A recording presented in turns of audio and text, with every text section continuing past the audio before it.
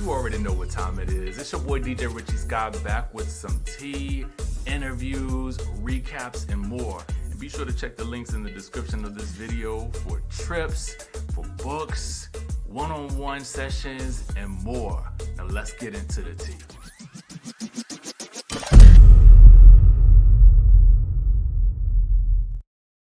Y'all, we are back in the building. And we got a tiny little bit of Valentine's Day tea, okay? A little bit of Valentine's Day tea. Happy Valentine's Day to all my people out there who are celebrating.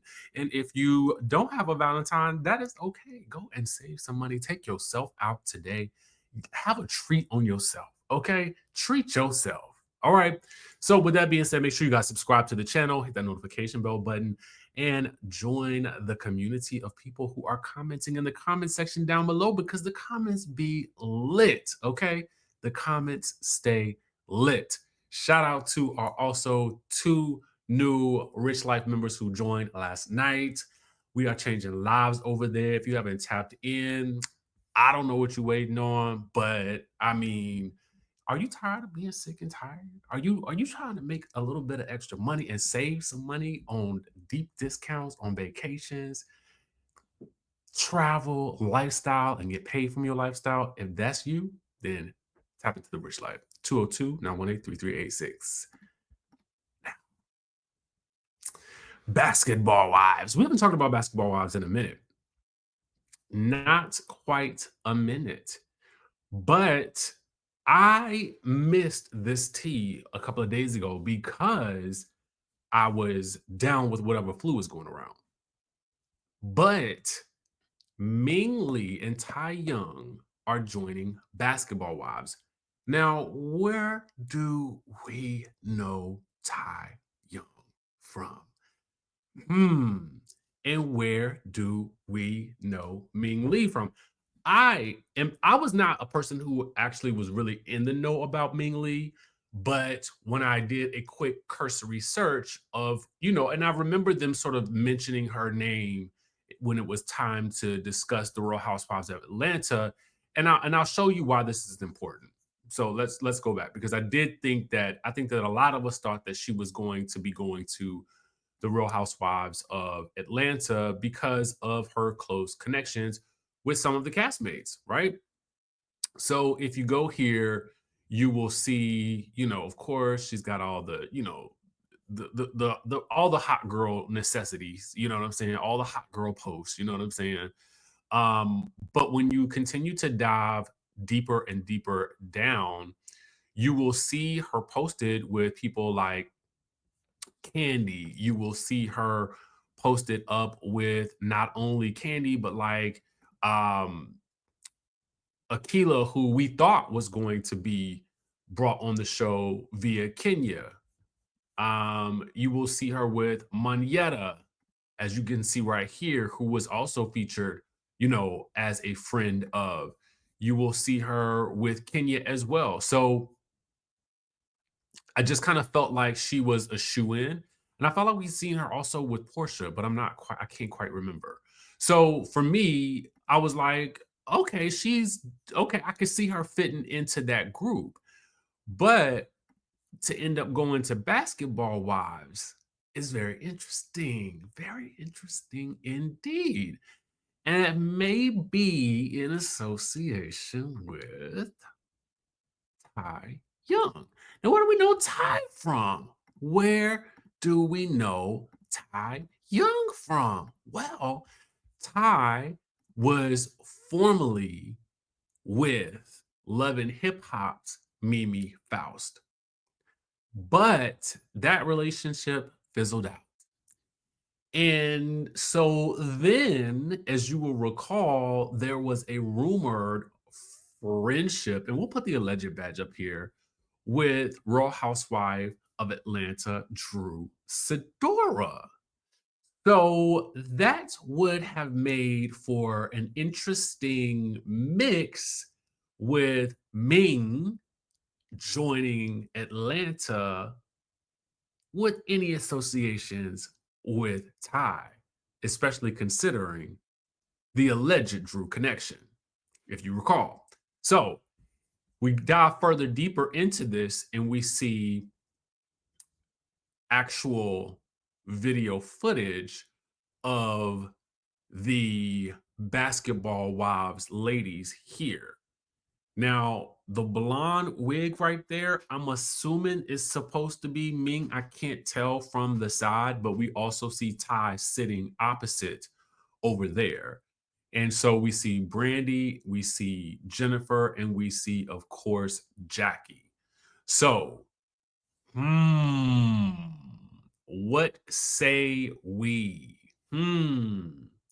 What say we? Because what I noticed that our good friends over at Reality Chat did was they also hashtag Ming Lee, Ty Young, Jackie Christie, Jennifer Williams, Evelyn Lozada, and Brittany Renner.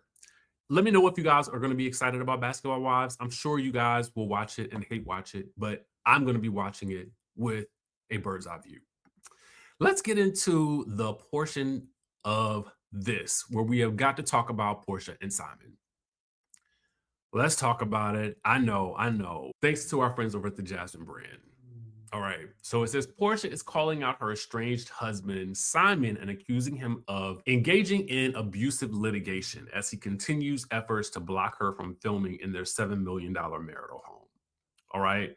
Now, this is according to In Touch. Porsha's lawyers recently responded to Simon's latest motion seeking to overturn a judge's ruling that states, per the terms of the prenup, that the Real Housewives of Atlanta star has the unrestricted right to film and produce television, film, social media, and or other audio-visual content in and around the marital residence.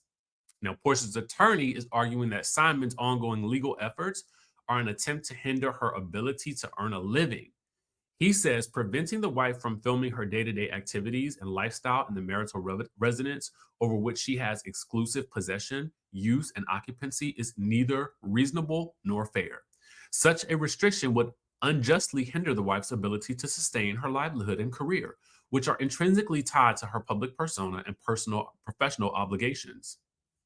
Now, the filing also accuses Simon of retaliating against Porsha for filing for divorce in March 2024, just over a year and a half after their marriage. It continues and says this: since wife's initiation of the instant divorce matter and insistence on the enforcement of the prenuptial agreement, husband has engaged in a campaign of bad faith and abusive litigation, all targeted at retaliating against wife with the goal of intentionally restricting her ability to earn a living, expand her career, and establish independence from the husband. Then they go on and say the husband's retaliatory motives are evidenced by the fact that both parties participated in reality TV prior to and during the marriage, including numerous instances where filming took place inside the marital residence. Now, Porsha's attorney is basically urging the court to dismiss Simon's motion, but the judge has not ruled on the matter just yet. So it sounds like this is never ending. Okay. Never ending. And if you take things over to Simon's Instagram, you will see that he is clapping back. He is not letting up. He says, I think a man with a college degree and 35 years of professional and business experience can read a prenup and know what it says. Shaking my dang head. Hashtag every day for the thief, one day for the owner. And then he says this: the saying every day for the thief, one day for the owner means that while a thief may get away with wrongdoing for a long time, eventually they will get caught or face justice. It highlights the idea that dishonesty or crime might seem to go unpunished for a while, but sooner or later the rightful owner or justice will prevail. It's a reminder that wrongdoing doesn't last forever and consequences are inevitable. Courtesy of ChatGPT. ChatGPT is with the ish. Okay. ChatGPT is with the ish. He further goes on to state this: if you're watching Real Housewives of Atlanta and reading the blogs this season along with millions of others, please don't ask me to stay silent. Expecting that from me would be disingenuous. I wouldn't even give that advice to my worst enemy. God bless. Then he says, do I need to be any clearer than this? I know folks with an average IQ get my point. And someone on social media says this: please, whatever evidence you have, talk to your lawyers, not social media. People here don't care. Please learn to attack in silence. Someone else asked, Simon, you always keep it real, but do you ever feel like speaking out just gives people more to talk about? Or is setting the record straight more important to you? And that's, I guess, a very good question. I mean, here's the thing. It depends on what is being said about him, I guess, on the show. If it were a situation where she didn't speak about the divorce or didn't speak about him, then that could be possibly true. But we have also seen some clips where there have been some allusions to, things about him. So I do kind of understand to a certain degree why he would be saying something. But I think that the ultimate decisions about what happens with the house and what happens with everything that's kind of comes along with it, I think that is going to be left up to the court. That's not going to be something that we help the court decide. It doesn't. This is not one of those situations where the court of public opinion will actually even matter or be relevant in any way, shape, or form. I don't believe, to be quite honest with you. It's really going to come down to the terms of the prenuptial agreement, which seems like it provides that Portia has basically the house. I mean, that's basically what it seems to be that the court is upholding right now from my layman's terms point of view. But so I don't know, do you continue this fight in public or do you just say, I mean, like what do you do? I can see if there's something that is negative said about him wanting to respond, but outside of that, I think that whatever they have going on in terms of their litigation, I guess it's going to be tricky because they're going to be if they're going to be showing those aspects during the show, does he have the right to speak on them? And in fact, he does. But at the end of the day, will it matter?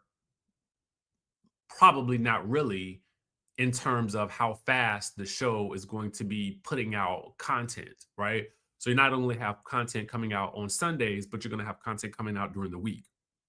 Then you're going to have interviews, you're going to have other people's perspectives on it. You're going to have all types of things that are going to be happening.